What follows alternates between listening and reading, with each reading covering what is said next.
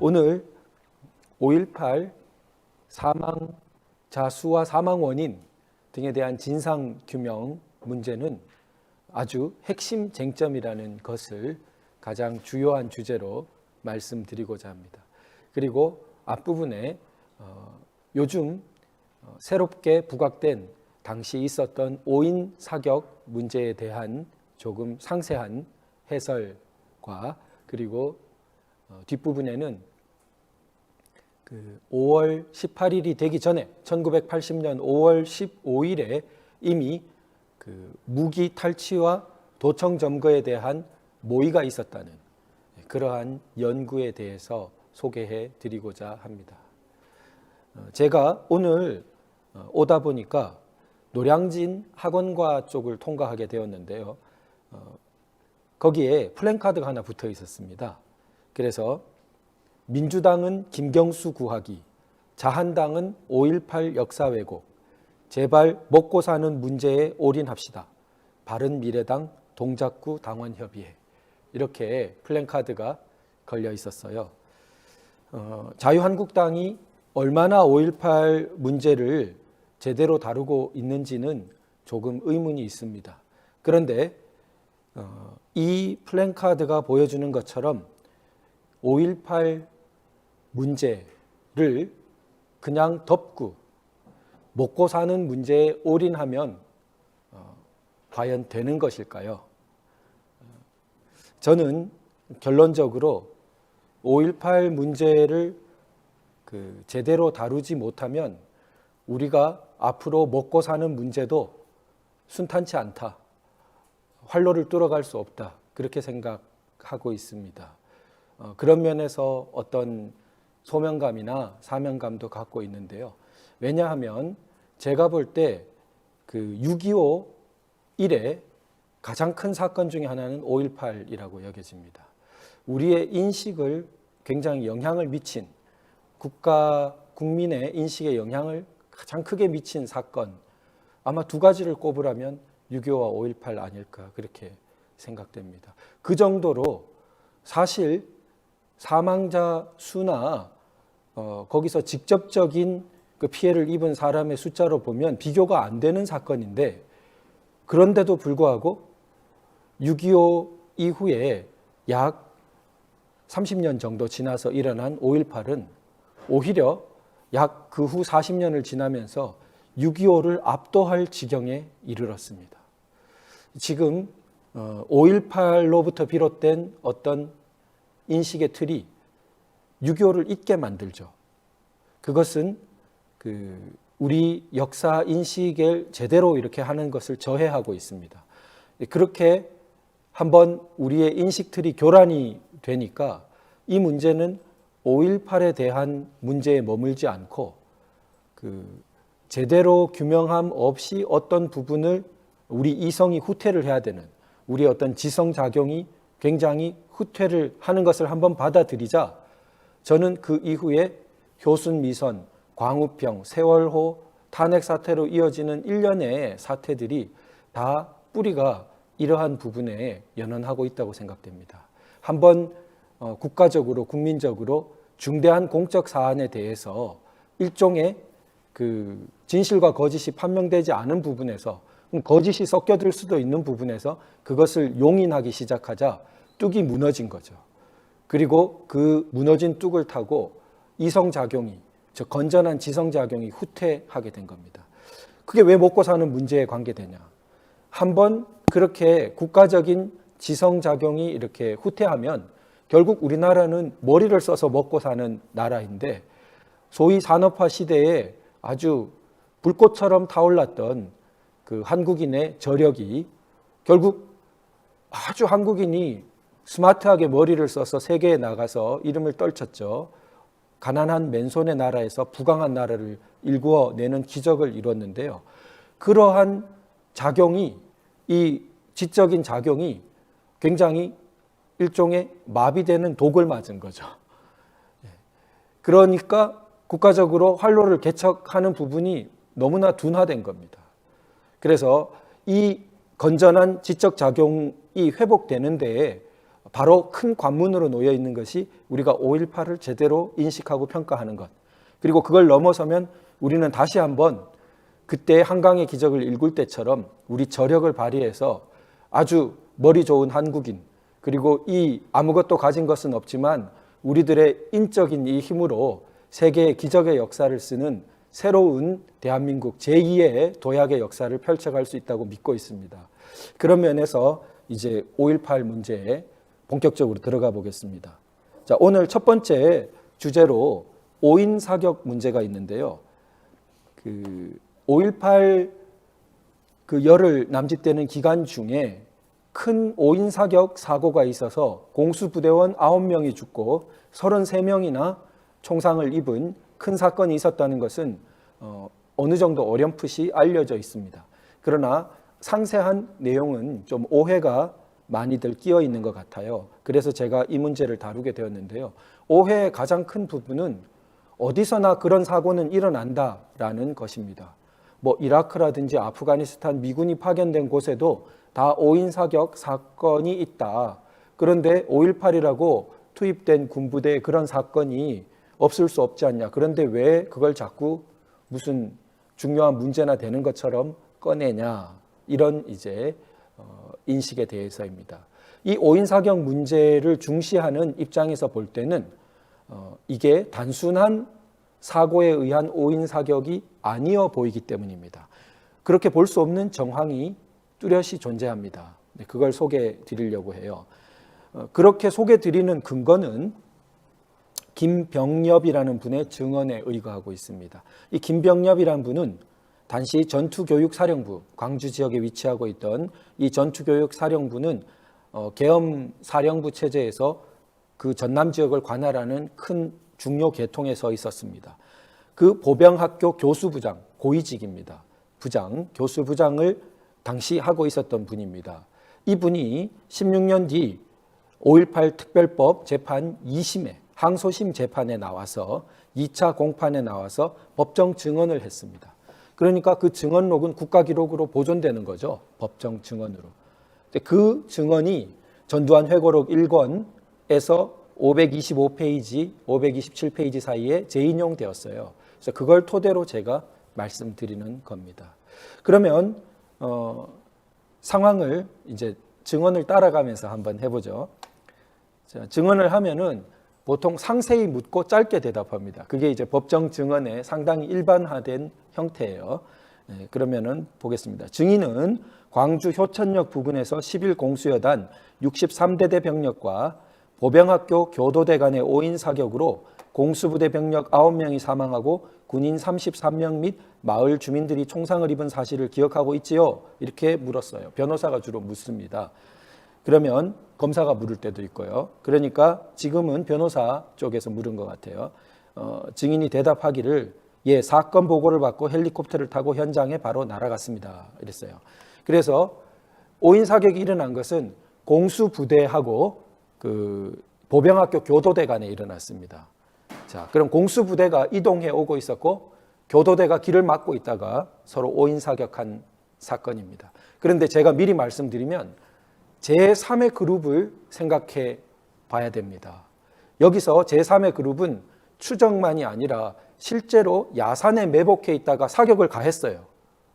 그런 존재가 있었습니다. 그걸 살펴보겠습니다. 증인은 위 사고 당시 전교사령관의 지시에 따라 보병학교 교도대를 지휘하여 광주 한평, 광주 상무대 축선의 도로 차단 임무를 수행하고 있었지요. 하니까 그렇습니다 했어요. 즉 보병학교 교도대는 길을 막고 차단하고 있었는데 왜 차단했냐 하면 무장 시위대가 강행 돌파하려고 한다. 이런 첩보를 받고 그 길을 막고 있었습니다. 첩보가 없었더라도 주요 축선 도로를 당시 막고 있었는데요. 왜냐하면 일반 통행하려는 사람은 보내줬지만 무장 시위대가 밖으로 나가는 것은, 특히 집단적으로 나가는 것은 막는 것이 정상적인 계엄군의 임무입니다. 왜냐하면 무기를 든 무장 시위대가 광주 지역 일원에 지금 막 활동하고 있는 것만 해도 국가적으로 비상사태죠. 그런데 그런 무장 시위대의 일군이 타 지역으로까지 막 확산되어 나가는 것을 방치한다면 국가작용에 그게 정상적인 국가 작용이겠습니까? 그럴 수가 없죠. 그걸 차단하고 막고 있는 것이 정상적인 국가 작용입니다. 그래서 그렇게 하고 있는 것입니다. 그런데 증인은 사고 당일 전교사 작전 참모로부터 무장 시위대가 군 전투복으로 갈아입고 장갑차를 선두로 군용 트럭 15대에 분승하여 나주 목포 시민과 연대 투쟁하기 위하여 남평 쪽의 군 차단점을 강행 돌파하려고 한다는 익명의 시민이 제보한 첩보 내용과 함께 이를 저지하라는 지시를 임무받은 사실이 있지요. 이렇게 물으니까 저지하라는 도로 차단 임무가 부여되었기 때문에 그런 첩보를 주는 것만으로 지휘 조치는 저희가 스스로 하는 것입니다. 그래서 거기에 따른 저는 교장은 아닙니다만 교도대가 원래 교수부장 통제를 받는 부대입니다. 그래서 교도대장에게 거기에 대한 적절한 조치를 하도록 명령을 한 바 있습니다. 즉 첩보를 줬어요. 누가. 그런데 그 첩보 내용이 아주 자세합니다. 장갑차 한 대가 선두가 오고 군용 트럭 15대가 온다 했어요. 과연 그대로 왔습니다. 대수가 정확했어요. 자, 그 다음 어떠한 지휘 조치를 하였습니까? 교도대가 소총만 가지고 가 있는데 첩보 내용은 장갑차가 선도를 해서 돌파를 한다고 하였기 때문에 소총 가지고는 저지가 안 됩니다. 그래서 대전차 무반동 총을 배치하도록 지시했습니다. 큰일 날 뻔했습니다. 지금 9명의 부대원이 죽고 33명이 총상을 입은 것도 엄청난 일이지만 무반동 총이라는 건요, 전차를 뿌개는 총이에요. 이게 총이 아닙니다. 거의 포 같은 겁니다. 이렇게 메고 다니고 이동하지만 이 파괴력은 포 수준이에요. 그래서 그걸 가지고 쐈다고 해보세요. 만약에 오인해가지고. 그 부대원들이 어떻게 됐겠습니까? 이동해오던 대대병력이. 자, 그런 큰 사고가 날 뻔했던 것입니다. 보병학교 교도대, 나중에 현장 확인한 결과에 대해서 묻겠습니다. 보병학교 교도대 병력은 도로 차단 지점 전방 약 600m 지점에서 공수부대 병력이 장갑차와 트럭에 분승하고 주변 지역에 응사를 하면서 급히 커브길을 돌아 도로 차단점을 향하여 강행 돌파해 오므로 위 공수여단 병력을 작전 참모로부터 통보받은 무장 시위대로 오인하고 사격을 가한 것입니까? 이렇게 물었어요. 자, 지금 여기서 주목해 봐야 될 것이 주변 지역에 응사를 하면서 대응해서 사격을 하면서 급히 커브길을 돌아 강행 돌파해 온다. 상황이 그랬습니다. 즉 떠올려 보세요. 교도대가 막고 있는 도로는 쭉 계속 직선 도로가 아니라 야산이 하나 있고 커브길을 도는 도로입니다. 그리고 여기를 600m 앞을 막고 있는데 그 커브길을 돌아 나오면서 벌써 총을 막 쏘면서 커브길을 돌아 나오는 거예요.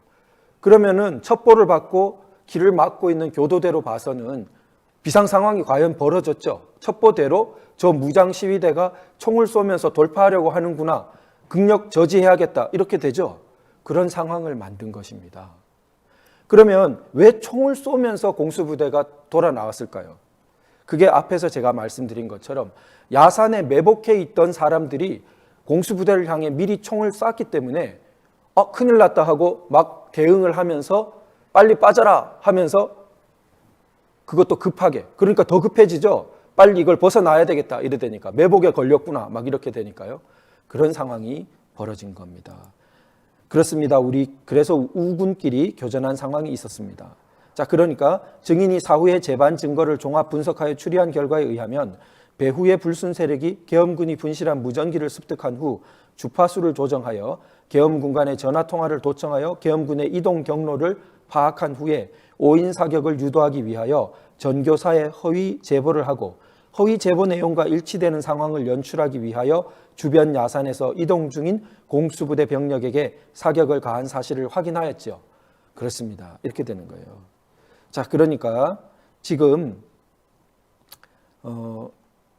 증인은 그 다음 물음을 보면 위 사고의 원인이 전교사 작전 책임자가 부대 이동 시 반드시 취하여야 할 부대 간의 연락 협조 책무를 이행치 못한 데도 있지만 일부 이런 오류가 있었죠. 그렇지만 위와 같이 어처구니 없는 사고가 발생한 배경에는 오랜 빨치산 전투 경험에서 나올 수 있는 고도의 작전 지식과 기술을 소지한 좌경 불순 세력의 수법에 의하여 계엄군이 농락당한 전형적인 것이라고 판단하고 있지요. 이렇게 물었습니다. 현장에 나가보니 장갑차 한 대와 군용 트럭 15대를 백운동에 직결시켜 놓고 군복을 갈아입고 강행 돌파하려 한다는 첩보가 있었는데 현장에 가보니 공수부대가 정확하게 장갑차 한 대를 선도하고 나머지 15대가 후속이 되어서 고도의 빨치산 전법에 말려들었다는 것을 알았고 뒤에 알았다는 겁니다.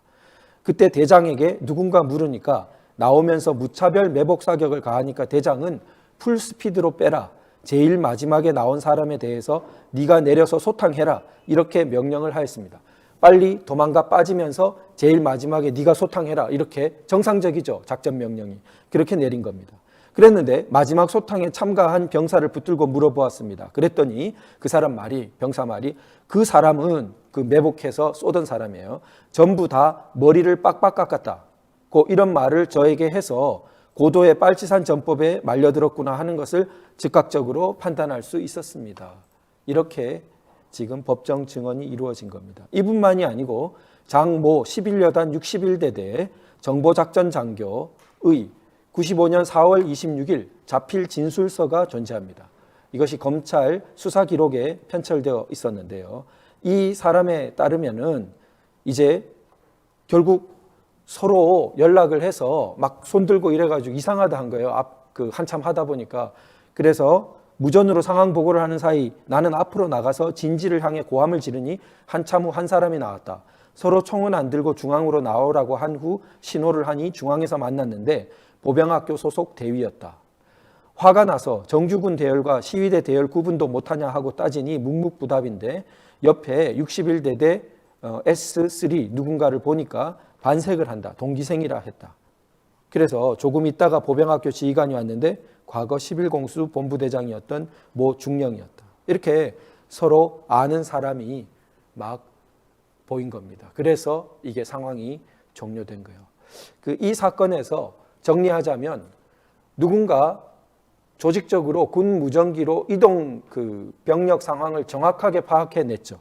그리고 거기에 틈이 있다는 걸 알아냈습니다. 그래서 첩보를 주는 척하면서 이 사람들을 무장 시위대로 오인케 했죠. 마지막 세 번째로 야산에 매복해서, 이게 완벽한 부분입니다. 야산에 매복해서 커브를 돌기 전에 이동 중인 그 부대에게 총격을 가하니까 매복에 걸렸구나 하고 막 총을 쏘면서 급히 빠지니까 막고 있던 부대로 봐서는 첩보 들은 대로 무장 시위대가 마구 돌파하려고 하는구나 하고 마구 총을 쏘게 된 것입니다. 자, 그래서 안타까운 인명들이 그렇게 죽고 부상당하고 했던 것입니다. 뒤에 보면 총 24명 정도의 군인이 이 5.18 기간에 희생된 것으로 나오는데 그중 9명은 여기에서 나온 것이죠. 그렇게 됩니다. 자, 우리 지금 공수부대원 9명, 33명의 부상을 들었지만 한 사람의 사망도 다 소중합니다. 저는 그런 전제에서 말씀드립니다. 그리고 특히 저는 제가 이렇게 해설드리고 설명드리는 내용이 광주가 고향이시거나 광주 지역에 사시는 분들의 마음에 상처를 드리거나 그런 것을 절대 의도하지 않습니다. 오히려 저는 치유가 되고 싶어 합니다. 이게 그러나 진실을 아는 것은, 진실을 밝혀나가는 것은 그건 아플 때도 있지만 약에 이렇게 빨간 약 바르면 옛날에 아프지 않습니까? 그렇지만 빨리 낫죠. 우리가 때로 아픔을 겪어야 될 수도 있지만 감정적으로, 그러나 궁극적으로는 그것은 화해와 치유를 향해 나아가는 길이라고 생각합니다. 그러나 만일 진실을 자꾸 덮으면 그러면 그것은 곪습니다. 우리 상처와 마찬가지로. 곪다가 치명상으로 발전할 수도 있지요. 그래서 절대 그런 길을 택해서는 안 되죠. 저는 그런 마음으로 임하고 있습니다. 다시 한번 강조드리지만 한 분 한 분의 사망과 부상은 모두 다 안타까운 일이고 굉장히 무거운 것입니다. 그런 전제에서 사망자 수에 대한 부분을 한번 살펴봅니다. 서프라이즈로요. 네. 제가 잠깐 끼어들게 잘. 네, 서프라이즈 말씀 있으시네요. 아니, 예. 오인 사격하고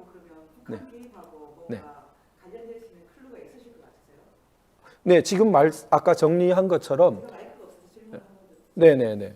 그 서프라이즈로 질문을 이렇게 해주셨는데 이 5인 사격과 북한 개입에 대해서 어떤 관련성이 있다고 생각하시냐 이렇게 물었습니다. 저는 설명을 드린 거로 생각했는데 제 설명이 부족했나 봅니다. 예. 예. 직접적이지가 않아요. 예, 뭐냐 하면요. 그렇습니다. 제가 세 가지 측면을 말씀드렸지 않습니까? 단순한 5인 사격이 아니다. 첫 번째, 그 무전기를 통해서 추정되지만 정확한 그 이동 경로와 그 이동 그 부대 수라든지 선도 장갑차 그리고 15대의 군용 차량 이걸 파악해냈다는 거죠. 우선 이것부터가 그냥 단순히 저항적인 시민군이 그렇게 합니까?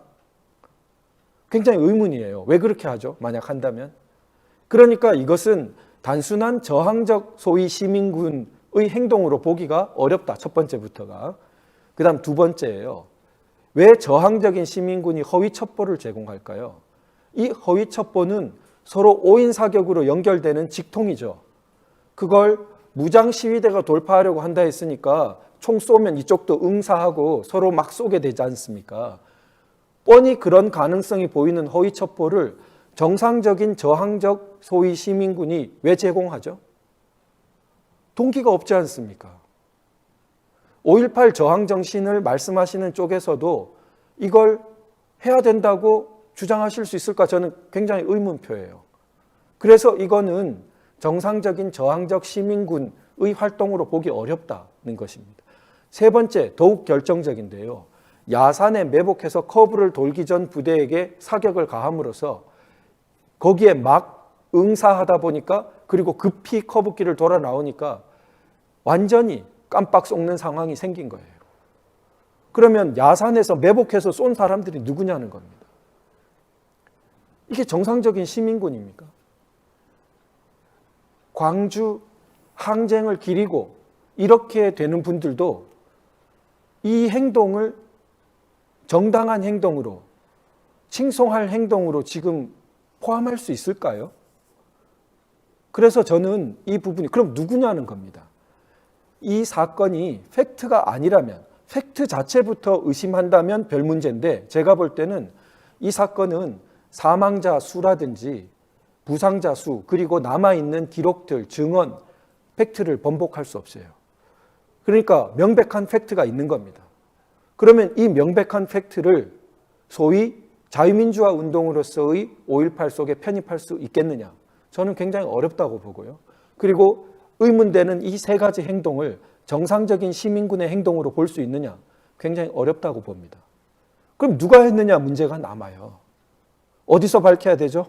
이번 진상규명위원회에서 밝혀야 된다는 겁니다. 그래서 야산에 매복해서 쏜 사람이 북한 군이다. 바로 단정할 수는 없어요. 그러나 그 사람을 정상적인 시민군이라고 할 사람도 없습니다. 5.18 기념재단이나 이런 유공자회나 관련 단체에서 5.18 정상적인 시민군이 거기서 쐈다고 인정하겠습니까? 저는 안 할 것 같아요. 왜냐하면 동기를 설명할 수가 없어요. 계엄군이나 공수부대가 그 사람을 향해 쏜 게 아니에요. 매복해 있던 이 사람이 정주군에게 막 총격을 가한 겁니다. 매복 사격을. 그러니까 그걸 어떻게 5.18 유관단체에서 우리가 옳은 일을 했다는 식으로 거기에 포섭할 수 있겠냐는 거죠. 그래서 이 부분은 진상이 밝혀져야 되고 규명돼야 되는 부분입니다.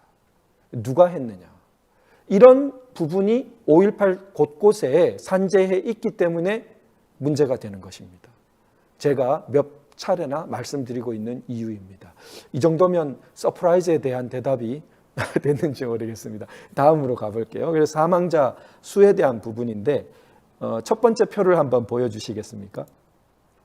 예, 이 표에 보면요, 다른 분께서 정리를 해주신 거예요. 제가 인터넷에서 인용해온 자료인데요.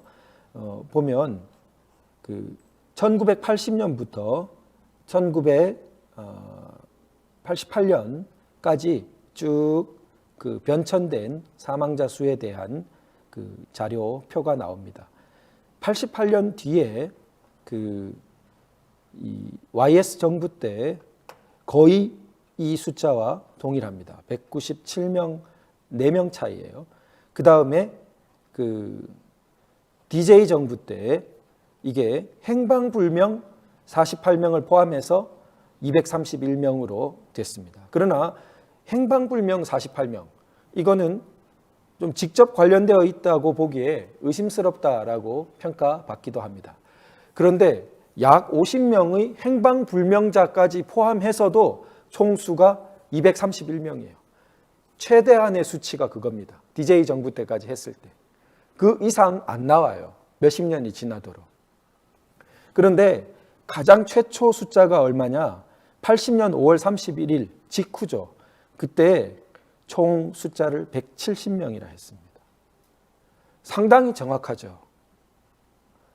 그런데 이 숫자를 어떻게 우리는 취급해 왔나요? 터무니없는 숫자로 취급해 왔습니다.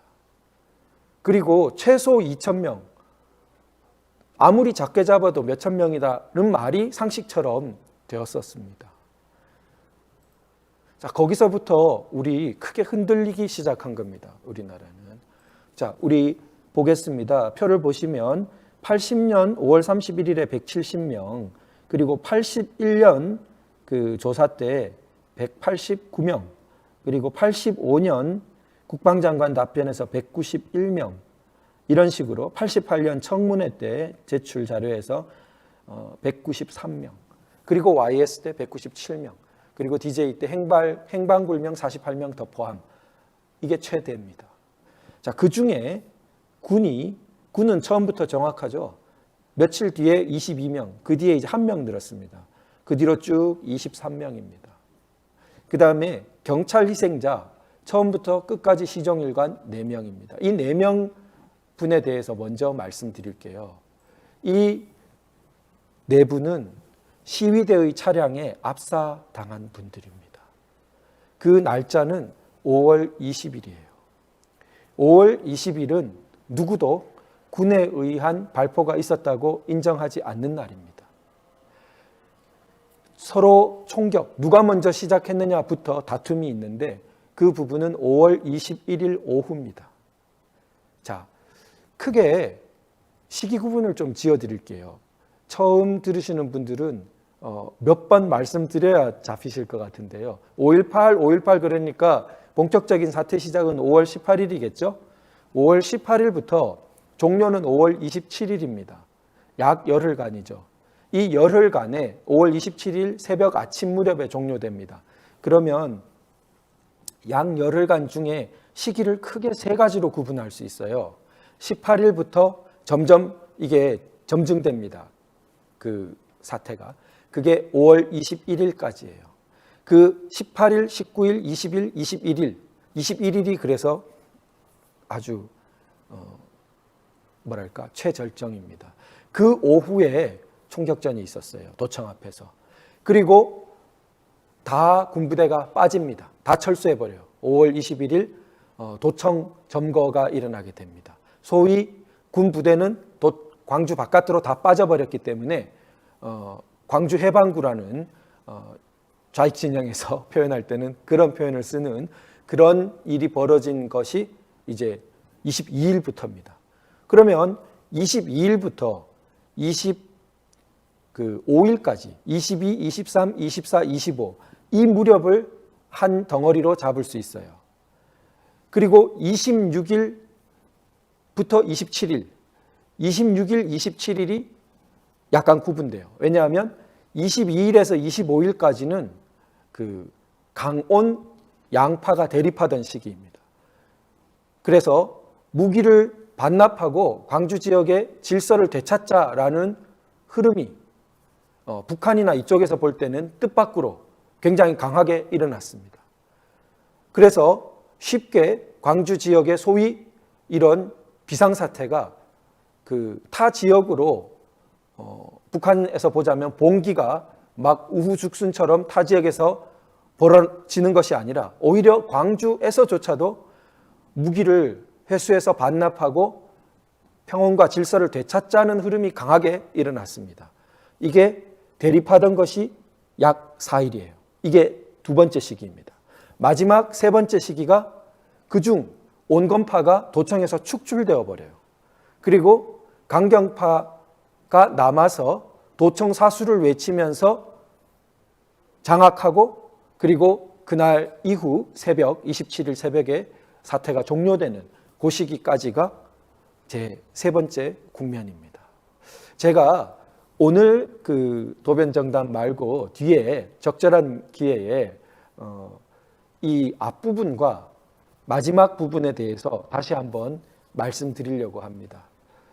이것은 북한 개입이라는 초점보다는 5.18 더 큰 범위의 어떤 진상과 관련된 부분일 텐데요. 진상규명 노력과 그 최근 또 많은 연구들이 있기 때문에 그런 부분 반영해서 그 앞부분, 뒷부분 특별히 말씀드리고자 합니다. 오늘은 이 사망자 수에서 아까 경찰 4명 말씀드리다가 그랬죠. 그러니까 경찰 4명은 18, 19, 20 세 번째 날 희생된 거예요. 근데 이 세 번째 날은 아직 그 계엄군에 의한 발포가 있었다라고 아무도 인정하지 않는 그런 때입니다. 그런데 시위대가 이제 과격해졌어요. 그래서 차량으로 돌진해 옵니다. 그 상황을 당시 증언을 통해서 살펴보겠습니다. 이 증언을 한 분은 89년 청문회에서 박시훈이라는 당시 전경으로 있던 분이 증언했습니다. 저는 재인용하는데 오늘 뒤에도 말씀드리겠지만 이 책입니다. 역사로서의 5.18 비봉 출판사에서 나온 책이고요. 김대령 박사의 저서입니다. 이 책 301페이지에서 제가 인용하는데 자, 박시훈 전경은 청문회에서 어떻게 말했냐면 당시 상황을 묘사합니다. 시위대는 두려움 없이 차량을 타고 돌진해 왔는데 그중 택시 한 대가 총알같이 달려와 공수부대를 뚫고 기동대원들 앞으로 왔다. 다행히 다친 대원들은 없었으나 2명의 대원, 정경대원이겠죠. 대원이 너무 놀라 졸도하여 진짜 졸도했어요. 광주경찰서로 후송되고 택시는 도청 분수대에 부딪히면서 비스듬히 넘어지고 택시에 탔던 사람은 붙잡혔다고 들었다. 그런데요, 뒤에 보면 21일 시위를 격화시킨 것 중에 하나가 광주 전체에 걸쳐서 그렇지만 유언비어인데요. 택시 운전사가 싸우다가 3명이 죽임을 당했다. 이런 유언비어가 아침부터 돌았고 막 그 시위를 기름을 붓는 그런 상황으로 갔습니다. 자, 그런 것 중에 이제 재료가 되겠죠. 이 택시 막 돌진해 와다가 이런 그 운전자는 경찰에 의해 체포되었습니다. 그런데 체포되었다고 들었다 했죠. 이분이. 그때였다. 노동청 삼거리에서 버스 한 대가 속력을 내어 달려왔다. 이를 본 기동대원들은 재빨리 버스를 피했는데 앉아서 쉬고 있던 한평경찰서 경찰 몇 명은 미처 피하지 못하고 버스에 깔렸다. 시체를 모포로 덮은 후 상무관으로 옮겼다. 바로 눈앞에서 우리의 동료인 경찰들이 죽어가는 것을 목격함으로써 매 순간마다 두려움은 더해갔다. 이렇게 증언했습니다. 이게 경찰 4명이라는 숫자의 그 내용입니다. 여기 한 분 한 분이 다 스토리가 있겠죠. 저는 다 합해서 아무리 많이 잡아도 231명입니다. 한 분 한 분에 대한 밝힐 수 있는 최대한의 상세한 내용이 밝혀져야 한다고 봅니다. 왜 수십 년간, 40년간 그렇게 많은 이야기와 그렇게 많은 국가적인 아픔과 그 온갖 그 논의에 정점에 있었으면서 이 한 분 한 분에 대한 상세한 규명이 왜 없죠? 그것은 이번 거의 마지막으로 보이는 진상규명위원회에서 정말 소명감을 갖고 밝혀야 되는 문제라고 봅니다. 제가 찾아보기에는 95년도 검찰 수사에서 좀 밝혔어요. 그런데 아주 짧습니다. 근데 그렇게 짧게 처리될 문제가 아니죠. 자, 그러면 본 내용으로 다시 가보겠습니다. 그러면 두 번째 자료를 한번 볼게요. 두 번째 표를 보겠습니다. 이건 이제 또 다른 자료인데요. 82년 발표를 보면 민간인 162명, 이렇게 나오고 95년 검찰 발표를 보면 자, 사망자 166명 민간인이 그렇게 나온다고 되어 있습니다. 자, 그리고 2001년에 그걸 좀 더 분석을 했는데 직업에 따라 분석을 한 표가 있습니다. 거기에 학생이 31명, 근로자가 35명, 또 무직이 23명 이런 그 분석을 한 부분이 나옵니다. 자, 그런데 이 사망자의 사망 원인이 굉장히 문제입니다. 사망 원인에 대해서 상당히 지금 확정이 안 되어 있습니다. 문제죠. 가장 기본적인 그 중대한 진실 규명 영역이 그거죠. 그런데 굉장히 불투명해요. 제가 그 내용을 설명드릴게요. 우선 1987년 자료에 따르면요, 한국 기독교 교회 협의회, 그러니까 정부 측 자료도 아니에요. 그런데 그 광주 시민 쪽에 시민단체 쪽에 상당히 우호적인 자료로 여겨지는 여기서도 뭘 말하냐면 음주운전 및 과속으로 인한 전복 충돌 등의 교통사고를 일으켜 32명의 사망자가 발생했다. 이렇게 인정하고 있어요. 아까 말씀드렸지만 민간인 사망자가 약 160명이라고 했지 않습니까? 160명 중에 30명, 32명 이 정도가 그냥 교통사고로 사망한 거로 밝히고 있다고요. 이 부분이 뒤에는 말이 없어요. 뒤에 갈수록 이 부분이 점점 그냥 불투명해져 버려요. 문제죠. 어떻게 된 겁니까? 이 부분은. 그리고 제가 간접적으로 전해 듣기에는 당시 그곳에 계셨던 분들 중에 교통사고를 목격하고 직접 그걸 목격한 분의 체험을 들은 분들을 저는 들었습니다. 자, 개연성이 그럴 수밖에 없는 게요. 이 당시 사진들을 보면 아시겠지만 군용 트럭에 막 사람들이 서서 타고 있습니다. 지프차에도 10명이 막 타고 있어요. 그 정원 초과 정도가 아닙니다. 그건. 게다가 모는 분이 전문적인 분도 아니잖아요. 그러면 커브길이나 이런 데에서 과속으로 하거나 이러되면은 전복되기 쉬워요. 실제로. 그러니까 그런 사고가 막 날 수 있는 거죠. 자, 그래서 그런 부분도 명확하게 좀 정리가 돼야 되는데 이런 부분이 불투명하다. 그리고 당시 87년 자료로도 이런 말을 합니다. 소총과 수류탄 등 무기류 취급 미숙에 의한 시민군 사망이 15명. 그때에도 벌써 이렇게 말하고 있습니다. 15명은 소위 오발사고 그냥 취급 미숙으로 이렇게 사망했다고 보고 있는 거예요. 자, 아까와 보태보면 어떻습니까? 3분의 1에 육박합니다. 총 사망자 수의 3분의 1은 애초부터 계엄군하고는 아무 상관없는 영역이에요, 지금. 자, 그 다음. 시민군이 5차에 걸쳐 광주 교도소를 습격하였을 때 28명이 사망했다. 이런 내용이 또 그 자료에 전해집니다. 이것도 놀랍죠.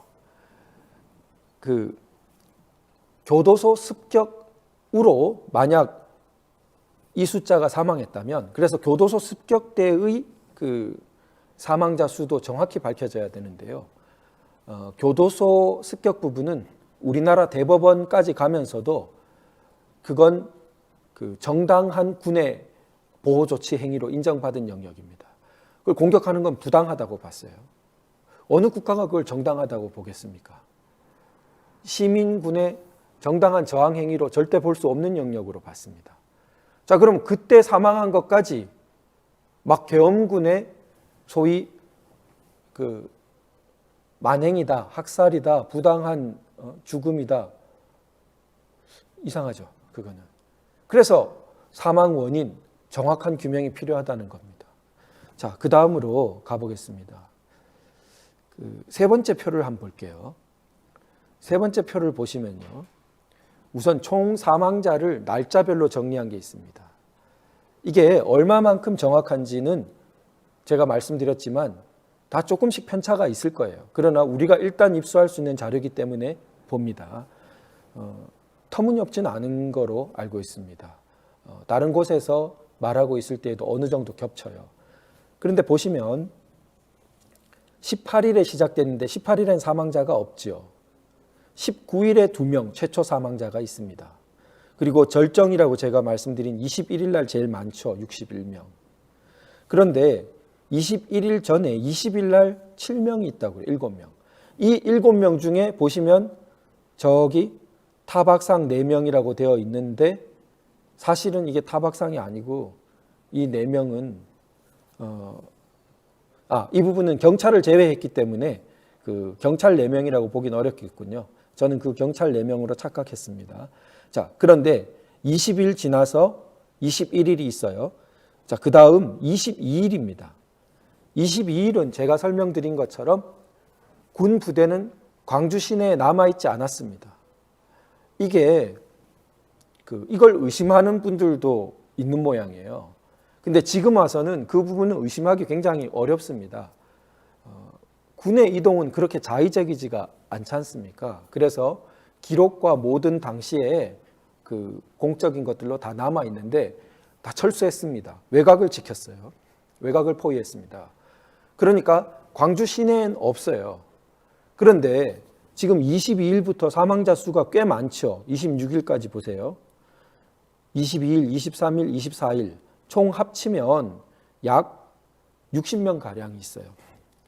그러니까 이 60명 가량에 대해서 문제가 되는 겁니다. 이 60명 가량 중에요. 전두환 회고록에 보면은 이런 분석이 실려 있습니다. 28명은 계엄군의 봉쇄선을 돌파하려다가 피살된 사람이지만, 그러니까 군의 기록이나 이런 데 그게 남아 있는 것 같아요.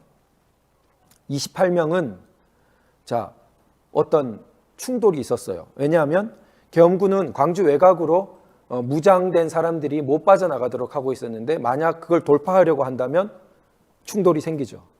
거기서 28명이란 숫자가 나온 것 같습니다. 그런데 의문을 제기하는 것이 나머지예요. 나머지, 즉 62명 가운데 나머지 총 34명 정도 되지 않습니까? 34명은 계엄군과 무관한 지역에서 발생했다. 이런 사실만 기록으로 남겨져 있을 뿐이다. 이래요. 우리 전체 숫자가 160명 가량이에요. 그런데 34명은 계엄군과 무관한 지금 사망을 나온 것 아닙니까? 이 부분 상세한 규명이 필요한 영역이죠. 그러면 도대체 34명은 어떤 상황을 겪었나? 제가 단서를 좀 볼 수 있는 부분이 김대령 박사의 책에 있어요.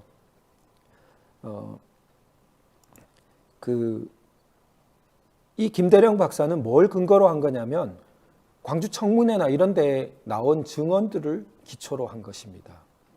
그래서 그 증언들에서 이 상황을 미루어 볼 수 있는 게 나와 있는데 제가 볼 때 지금 증언 청문회를 한다면 이런 증언 안 나올 것 같아요. 그런데 당시에는 이런 증언이 가능했던 게 아마 그분들은 계엄군이 진짜 그 안에 있었다고, 광주 시내 안에 있었다고 생각하고 증언을 막 한 것 같아요. 즉, 이 공적인 기록으로 광주 시내에 있을 수가 없다는 것을 생각하지 않고 당시 그분들의 인식대로, 기억대로 말씀하신 겁니다. 그런데 팩트는 어때요? 군은 없어요, 시내에. 그런데 이분들의 증언을 보세요. 어떻게 증언하냐면 89년 증언입니다. 김상중이라는 분의 증언인데요. 23일에 대한 거예요. 22일부터 26일까지는 광주 시내 군이 없다고 말씀드렸죠. 그런데 23일 날 오후 4시쯤 무등중학교를 거쳐 돌아오면서 매형은 볼 일이 있어 다른 곳으로 갔다. 나는 아무 생각 없이 걷고 있는데 갑자기 주유소, 괄호치고 무슨 주유소인지 기억나지 않으나 무등중학교 부근에 주유소가 하나 있었음 이렇게 했어요. 앞에서 총소리가 났다. 나는 무조건 뛰었다. 쏴버려 하는 소리가 들렸다. 순간 나는 왼쪽 옆구리에 심한 통증을 느끼며 푹 꼬꾸라졌다. 통증만 왔을 뿐 피도 나지 않았으나 일어설 수가 없었다. 엎드린 채로 살펴보니 연탄 배달 가게가 눈에 띄었다. 그쪽을 향해 나는 죽기 살기로 기었다. 대문을 두드리자 고등학생인지 대학생인지 학생 2명이 나왔다. 대문을 열고 그들의 부축을 받으면서 들어가는데 계속 총알이 날아들었다. 이 총 누가 쏘는 겁니까? 그러니까 이 총을 당시 이분들은 계엄군이 쏜 거로 생각하고 있는 거예요. 그러나 팩트는 시내에 계엄군이 없다는 겁니다. 자, 그 다음 89년에 한일남이라는 분의 증언인데요.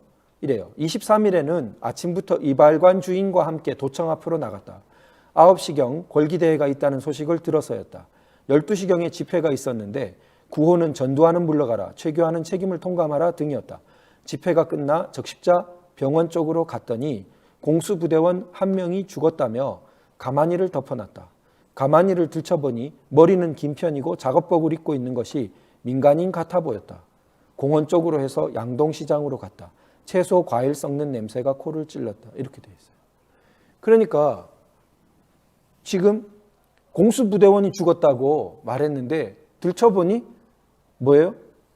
머리는 긴 편이고 작업복을 입고 있는 것이 자기가 보기에도 민간인 같아 보였다 이래요. 공수부대원이 이렇게 민간인처럼 해가지고 작업복 입고 작전했겠습니까? 그럴 이유가 없죠. 그럴 리가 없어요. 그럼 이건 뭘 말하는 겁니까? 당시 바로 앞에서 증언 내용에 나오는 것처럼 그것이 오인이든 뭐 어떤 사유건 간에 군은 없는데 무기들이 풀려 있기 때문에 막 총격이 벌어져요. 그러면 그런 총격 중에 죽은 사람도 있겠죠. 근데 그 죽은 사람을 어떻게 보면 정당화하면 이 사람 공수부대원이야. 그럴 수가 있겠죠. 경위가 어땠건 지금 공수부대원은 아닌데 하여튼 공수부대원이 죽었다고 하면서 가만히에 덮여 시체가 나와 있는 것이 증언되어 있는 겁니다. 그것이 23일, 부대원은 없는 때예요. 자, 그 다음 김점중이라는 분이 증언합니다. 21일 상황이에요. 이거는 21일 상황이니까 좀 다른 내용입니다. 여기까지 소개를 드리죠. 자, 그래서 제가 두 번째 시기, 즉 군이 다 빠져나가 버린 시기에 대한 이 사망자, 그 중에 34명이라는 숫자까지 있다고 제가 말씀드렸죠. 큰 숫자입니다. 그 부분 한번 설명을 드렸고요. 그 다음 이제 M16과 그 칼빈 문제가 있습니다. 여기 보시면 세 번째 표를 한번 볼까요? 세 번째 표에 보시면 이 표에서는 칼빈에 의한 사망이 총 26명인 것으로 집계되어 있어요. 그런데 이게 문제입니다. 자, 전두환 회고록 1권 477페이지를 보면 이 칼빈 사망에 대한 보고가 나오는데요. 문제는 엄청나게 그 숫자가 변해요. 어느 정도나 변했는지 제가 한번 말씀드릴게요. 자, 국방부는 검시 결과에 따라 1985년 7월 광주 사태의 실상이라는 제하의 자료에서 총상으로 인한 사망자 128명, 총상은 128명이었다는 거예요. 근데 초기 자료 굉장히 정확하다고 말씀드렸죠, 아까.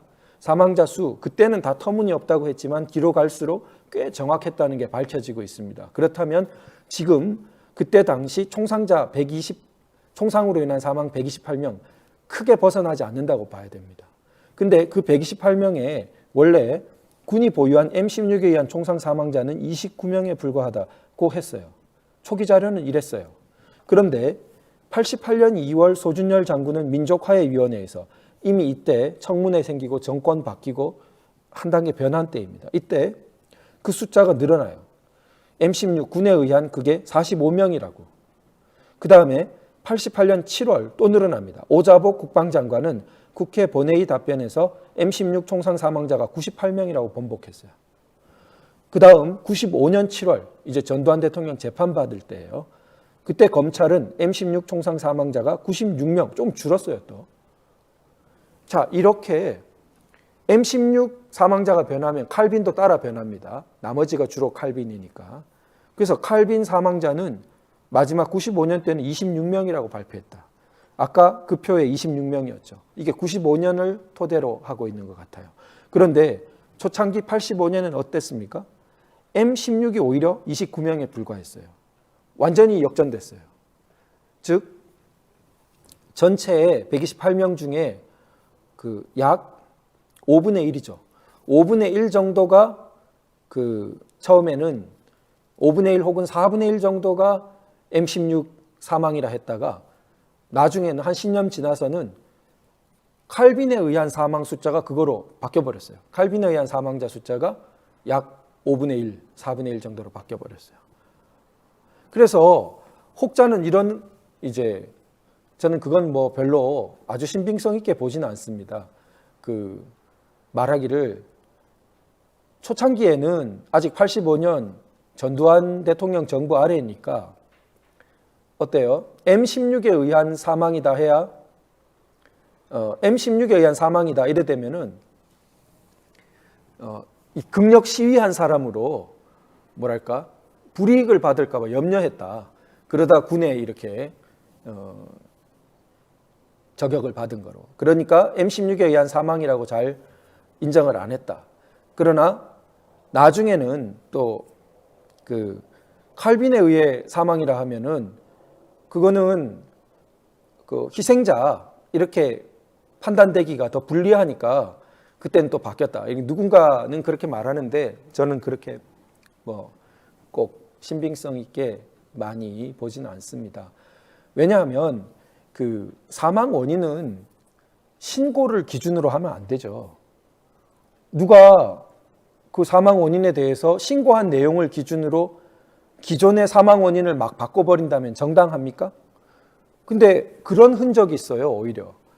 저는 그런 과정은 상당히 의문스럽다고 보입니다.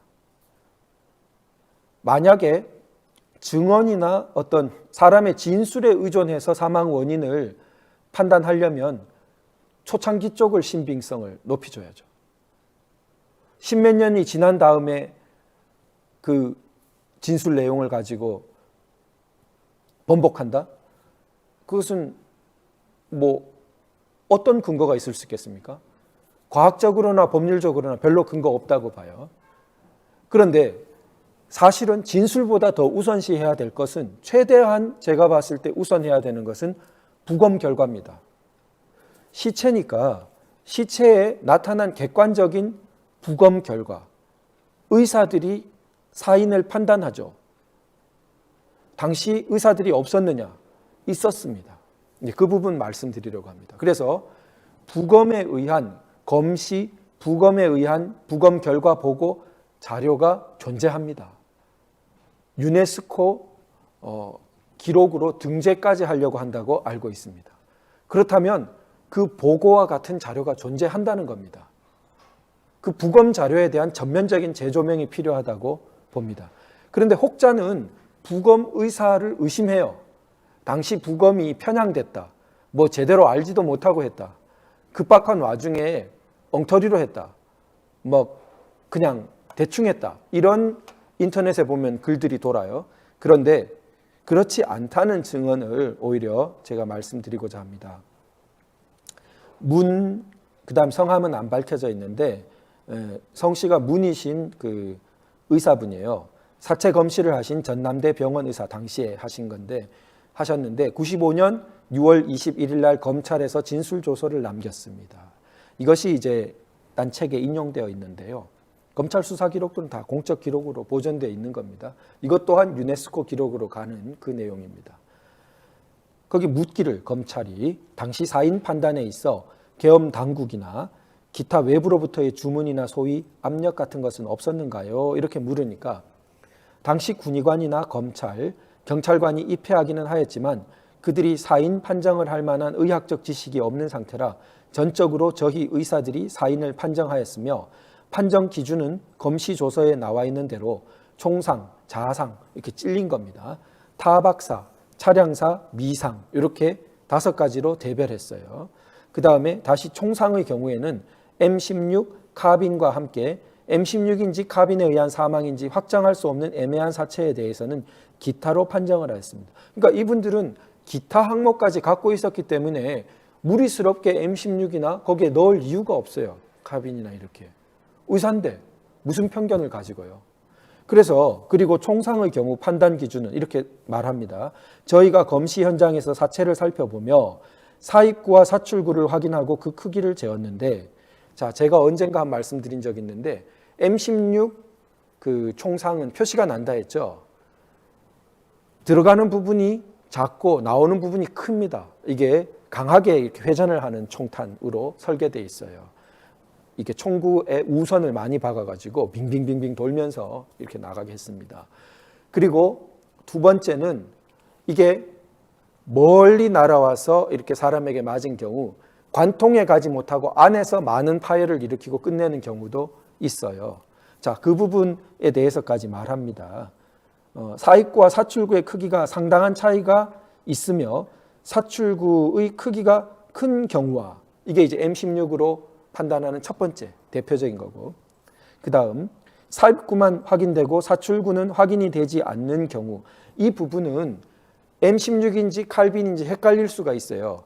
칼빈의 특징은 상당 총탄이 이게 파괴력이 약해서 못 나가고 안에서 머물러 버리는 경우입니다. 그런데 사출구의 크기가 큰 경우와 또는 사체 상태가 불량하여 사입구와 사출구가 명확하게 식별이 되지 아니하나, 그래서 그 상태가 불량해서 어디가 사입 사출인지 불분명하나, 그러나 손상 부위가 상당히 큰 사체는 M16에 의한 사체로 판단하였고, 이렇게 봅니다. 그러니까 자, 사출구가 확인이 되지 않거나 사입구, 사출구 모두 확인이 되지 않는데 총상으로 안에 이 사람이 굉장히 파열이 많은 거, 이것을 M16에 의한 거로 판단했다, 이렇게 본 거예요. 이분들이 그냥 이렇게 판단했겠습니까? 굉장히 M16 총탄의 특성을 가지고 판단한 겁니다. M16의 파괴력이 그걸 이게 파열을 많이 일으키기 때문에 표시가 나기 때문에 이렇게 한 거예요. 자, 그 다음에 그렇지 아니한 사체들은 카빈으로 구분을 했다. 이게 딱 표시가 나니까 육안으로. 그러한 기준에 의하더라도 판단이 불가능한 경우, 애매한 경우도 있을 수 있겠죠. 그 사이쯤에. 그러면 기타로 분류를 했다는 거예요. 기타로 분류를 하였습니다. 제가 알고 있는 한도 내에서는 일체 그러한 압력이나 주문이 없었습니다. 이분들이 편견을 가질 이유가 없어요. 아까 누군가의 추측이 이런 면에서는 좀 의미가 있는데, 어떤 원인으로 되어야 유리한지는 때에 따라 변할 수가 있어요. 그런데 무슨 기준으로, 무슨 마음으로 이 사람 이거로 많이 해줘야지 하고 판단을 하겠습니까? 그게 아니라는 거죠. 그냥 의학적 소견으로 하는 거지. 그리고 제3의 기타라는 범주도 있기 때문에 애매하면 기타에 넣으면 되죠. 자, 그리고 이 한 분만이 아니에요. 윤시성을 쓰는 또 다른 분은, 이분도 사체 검시 참여한 전남대 의대 교수님이셨어요. 이분이 95년 6월 15일 날 검찰과 전화통화 진술을 하면서 이렇게 했습니다. 당시가 계엄 상황이기 때문에 군의관이 입회를 하였지만 단순히 참여만을 하였고, 사진 촬영은 경찰관이 하였으나 사인에 대한 판단은 전적으로 담당 의사가 하였습니다. 자, 이제 제가 부검 결과를 무척 중시해야 된다는 말씀 이해되시죠? 그리고 당시 부검 결과에 대해서 굉장히 폄하하거나 회의를 하는 것은 제가 볼 땐 옳지 못하고 다른 저희가 있기 쉬워요. 그래서 우리는 그 부분에 대한 전면적인 재정리가 필요합니다. 그렇게 생각이 듭니다. 자, 우선 그까지 말씀드리고, 그 초창기에 그 21일 또 20일 이런 부분에서도 그러면 카빈에 의한 사망 중에 오발, 그건 대표적이겠죠. 앞에 오발 사고가 있었다는 것은 그 한국 기독교 교회 협의회도 초창기 87년에 이미 15명 가까이 인정하고 있었다고 봤었죠. 그런데 그 이상 그 다른 내용에 대한 증언들이 있습니다. 이게 보면 그 대표적으로 이런 게 있어요. 21일에 관한 그 오후 6시경인데요. 유석이라는 분이 증언했는데 광주공원에서 총기를 지급하는 도중에 오발 사건이 몇 건 발생했네요. 이때 벌써 몇 건 발생했다고 증언하고 있어요. 들리는 바로는 춘태 여고생 한 명이 이게 춘태 여상이라는 그 정정을 이 책에서 해줍니다. 오발 사고로 사망했다고 했다. 또 광주공원으로 위아래 푸른 트레이닝복 차림으로 군화를 신은 저격병의 시체 한 구가 실려왔다. 이 저격병은 마릴 성도교회 앞에서 시민들과 총격전을 벌이다 사살되었는데 엎드려 총 자세로 숨져 있었다. 이 굉장히 증언 꼼꼼히 볼 내용이에요. 자, 위아래 푸른 트레이닝복 차림으로 엎드려 총 이렇게 싸 자세로 있다가 시민군에 의해서 사살되었는데 이 사람을 뭐라고 불렀어요? 저격병이라고 불렀어요. 그런데 우리 정규군이 그냥 이런 푸른 트레이닝복을 입고 체육복 같은 거죠. 트레이닝복을 입고 왜 가죠? 거기에? 그런 적이 없다고 보죠. 이걸 의심하면 그 자체부터 진상규명이 필요해요. 과연 그런 행위가 있었나? 자, 모든 걸 의심해서 있어도 다 없애버렸다. 그렇게 따지면 진상규명 자체를 다 거부하죠. 자, 그러지 않고 우리가 냉정히 살펴보면요. 이상한 겁니다. 왜 푸른 트레이닝복 사람이 갑자기 나타나 있고 그 사람은 시민들이 볼 때 시민군을 향해 저격병처럼 보였을까? 그리고 그 사람의 시체가 이렇게 이 사람의 증언에 의해서 나오는 겁니다. 자, 이런 일들이 굉장히 의문을 가질 만한 일들이 증언으로 남아 있습니다. 이런 증언들 소중하고 다 규명되어야 될 거죠. 예, 저는 그런 부분 오늘 말씀드리고 싶습니다. 자, 그리고 마지막으로 그 무기 탈취와 도청 점거가 사전에 모의되었다. 즉 5.18 전에 5월 15일에 이미 모의되었다는 것을 말씀드릴게요. 윤한봉이라는 사람에 대해 지난번에도 소개드렸는데 친북 인사로 82년 밀항으로 미국에 가서 북한으로 사람 많이 보내고 나중에 임수경 방북에도 관여했다는 지금은 사망한 사람입니다. 이 당시 광주 운동권에서 아주 중요한 사람이었고 이 사람이 이렇게 2006년에 증언을 남겼습니다. 녹취로. 최후까지 싸우다가 깨져야지. 그렇지 않으면 부마 항쟁처럼 들불처럼 번졌다가 갑자기 꺼져 버렸거든. 자, 부마 항쟁을 반성해요, 이 사람은. 그러니까 그게 이젠 역사적으로 어떤 후속 항쟁이 이어지지 못한 거예요. 정치적으로 실패를 해버렸기 때문에 도대체 뭘 주장했는지 명확하게 안 나와불고 그래서 이제 도청을 장악을 하고 끝까지 항쟁을 해야 한다. 그것이 내 지론이고 깨지더라도 정치적으로는 승리를 해야 한다. 그러기 위해서는 어차피 저놈들이 군부인데 무기를 발포할 건데 그러기 위해서는 이제 이쪽에서도 무장을 할 수밖에 없다. 지도를 구해가지고 이를테면 지원동, 지금은 소태동 쪽인데 거기 나가다 보면 거가 채석장이 있었어요.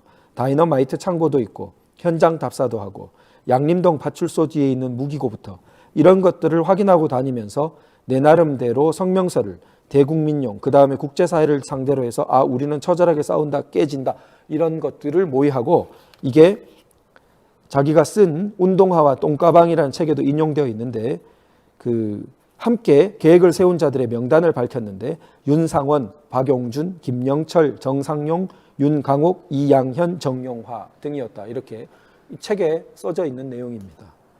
그리고 이게 전남대 총학생회 기획실 회의를 소집해서 도청 점거 계획을 발표했고 자유노트라는 비밀 문건에 그 기록이 남아있고 그 15일 이걸 8인 모임이라고 이렇게 불렀고요.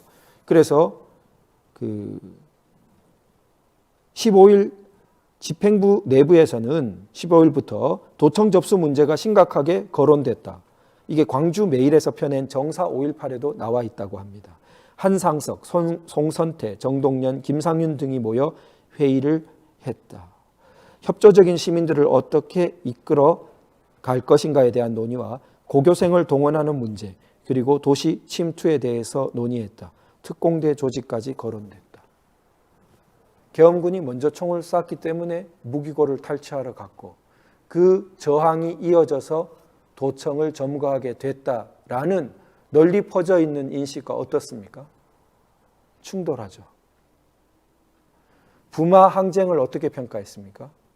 부마 항쟁엔 무기 탈취가 없고 도청 점거 같은 일이 없죠. 그래서 실패했다고 평가하고 있습니다. 그래서 역사에 아무것도 남기지 못했다고 평가하고 있습니다. 진압될 것을 예상하면서 계엄군이 무기를 쓸 것을 예상하면서 무기를 뺏어와야 된다. 그리고 무기를 써서 도청 점거까지 가야 된다. 그럼 뭘 남기죠? 그래서 봉기라는 말이 남았고 광주 해방구, 광주 꼬민 이란 말이 남았죠. 광주 임시정부라는 말까지. 다 그런 것들은 뭘 가리키죠? 그게 민주주의라면 그건 자유민주가 아닙니다. 자유민주화 운동으로서의 5.18을 우리가 껴안아야 하고 자유민주화 운동이 아닌 것은 구분할 줄 알아야 합니다. 이 부분을 흐렸기 때문에 그때로부터 제가 볼 때는 우리나라의 국가적 이성 수준이 퇴락했습니다. 그 40년 세월 후에 세월호든 뭐든 광우병이든 정말 어떻게 이런 것들이 먹힐까 하는 수준으로까지 후퇴해버렸습니다. 그 속에서 탄핵 난리까지 맞았어요. 이제 회복해야 됩니다. 왜 구분할 수 없죠? 구분할 수 있죠. 자유민주와 자유민주가 아닌 걸 구분할 수 있죠.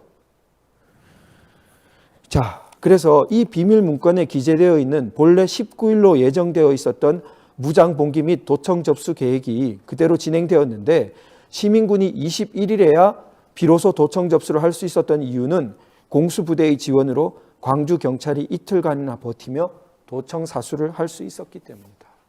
자, 이틀을 더 버틴 이유가 군이 좀 도왔기 때문이에요. 그런데 그렇게 버틴 것들이 결국 뭐로 남았죠?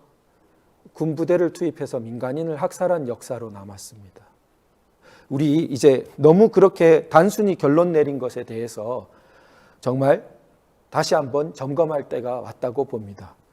제가 오늘 그 프레시안의 글을 하나 소개하고 싶었어요. 따끈한 오늘의 글이에요. 뭐라고 말하냐면 한국당이 광주를 부정하는 진짜 이유 이러면서 이태경이라는 분이 쓰셨는데 그 토지정의 시민연대 대표시래요. 이분 이렇게 말합니다. 그 광주에는 대한민국이 지향해야 할 80년 5월에 고귀한 가치가 담겨 있기 때문이다. 이러면서 대한민국의 유일한 주권자가 시민이라는 선언. 자, 주권자가 국민이라는 선언이 4.19에는 없었고 부마 항쟁에는 없었고 87년 6월에는 없었나요? 그런 같은 계열로 80년 5월에도 있었겠죠. 그런데 그거 아닌 것도 있었죠. 근데 이분은 80년 5월에만 시민이 주권자라는 게 있었다고 두드러지게 쓴다면 그건 80년 5월에만 있었던 무기 탈취, 도청 점거 같은 것이 이것에 연결시키고 있는 거죠. 시민이 주권자라는 선언이 그런 행위로 연결됩니까? 그 민주는 뭘 말하는 거죠? 자, 그 다음에 뭐예요? 국가폭력에도 굴하지 않는 용기와 정의감. 자, 아까 보셨죠? 총을 쏘기 전에 시위대 차량 돌진으로 경찰 4명이 압사당했습니다. 국가폭력에도 굴하지 않는 용기와 정의감. 그건 상세히 규명되어 봐야 됩니다. 지금 사망 원인, 사망자들에 대해서 많은 여러 가지 정리가 필요하다는 것 말씀드렸죠. 근데 그런 것 없이 이런 말들이 횡행하고 있어요. 그리고 이것이 우리나라의 상식처럼 되어 있는 그걸 극복하지 못하고 어떻게 우리 국가적인 지성이 회복될 수 있겠습니까? 자, 그 다음에 주먹밥을 나누고 약탈이 한 건도 없었으며 제가 말씀 안 드렸는데요. 존속 살해 사건이 있었습니다. 총기로. 팩트입니다. 부인을 못해요. 총이 안 풀렸으면 그런 일이 일어날까요? 총이 없는데요. 그 풀렸던 총 중에 하나로 존속 살해 사건이 일어났어요. 계모가 자기를 학대했고 계모가 낳은 동생만 예뻐했다고 너무나 증오에 차서 계모와 아버지 그리고 동생을 죽인 사건입니다. 역사는 그렇게 단순하지 않습니다.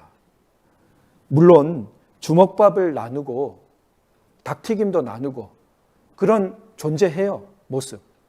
그러나 한편으로는 그 풀렸던 총으로 존속 살해 사건이 일어난 것도 팩트입니다. 그런데 그 둘을 같이 보면서 무기가 풀려난 상황은, 민간인에게 무기가 막 풀린 상황은 어떤 상황이냐라는 것을 함께 보아야 균형 잡힌 시민의식 아닙니까? 균형 잡힌 역사 판단이겠죠. 우리 지금 그게 자꾸 마비되고 있는 겁니다. 자, 그래서 한국당은 80년 5월 광주의 열흘이 성취한 가치들이 대한민국 전체로 확산되는 걸 진정 두려워하며 한사코 이를 막으려 한다. 너무나 단순한 파악이에요. 왜곡된 파악이죠. 그러고 이렇게 갑니다. 한국당이 꿈꾸는 대한민국은 시민이 주권자가 아니라 신민인 나라, 비겁과 불의가 만연한 나라, 서로가 서로에게 이리인 나라, 오직 자신과 가족만 아는 나라다. 이런 말이 공적인 언론에서 막 횡행하는 한, 부끄러운 줄을 모르고 돌아다니는 한 우리는 먹고 사는 길이 열리겠습니까, 여러분? 전 잘 안 열린다고 봅니다. 그런 게 북한이고요. 그 지성을 퇴락시켜 놓으면 먹고 사는 길이 안 열립니다. 우리는 지적으로 발전해야 열리는데, 그런 사실 말이 안 되는 말을 하고 있는 것을 버젓이 공적으로 허용하고 있는데 어떻게 지적으로 그게 트이겠습니까? 자, 우리 보통 문제가 아닌 것입니다. 그래서 제가 거기까지 하죠. 오늘 너무 길게 말씀드리는 것 같습니다. 그래서 이 5.18 문제에 대해서 향후에 조금 다시 한번 조금 말씀드릴 약속을 드리면서 오늘은 이까지 말씀드리도록 하겠습니다. 긴 시간 함께해 주셔서 감사드립니다.